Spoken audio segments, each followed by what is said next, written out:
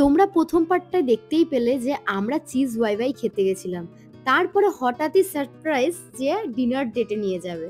তো ফাইনালি আমরা একটা রেস্টুরেন্টে এসছি। এটা নতুন আউটলেট, আমরা নতুন ভিজিট করলাম। এটা চিড়িয়া মোড়ের ঠিক কাছে। আমরা ওইখানেই গেছিলাম, বাড়ির একটু কাছাকাছিই ছিলাম যেহেতু ওয়েদারটা খুব বাজে ছিল কারণ বৃষ্টি হচ্ছিল। তো চলে এসেছি আমরা বং পিজাতে। তো আমরা ফার্স্ট অর্ডার করে দিয়েছিলাম। আমরা অর্ডার করেছিলাম চিলি গার্লিক চিকেন, তার সাথে একটা মকটেল অর্ডার করেছিলাম।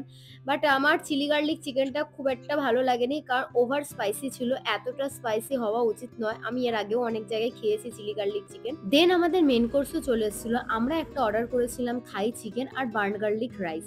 তো এটা খেতে অনেকটাই ভালো ছিল, আগেরটার থেকে অনেকটাই বেটার, কিন্তু আগেরটা অনেকটা স্পাইসি ছিল। তোমরা আমার এক্সপ্রেশন দেখে বুঝতে পারছো যে আমার কতটা ঝাল লেগেছে। আমি প্রথম বাইটটা নিয়েও তখনও শাসাচ্ছি কারণ আমার এতটাই ঝাল লেগেছে।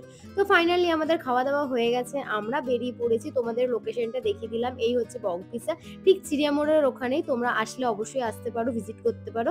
চলো আজকের জন্য বাই বাই।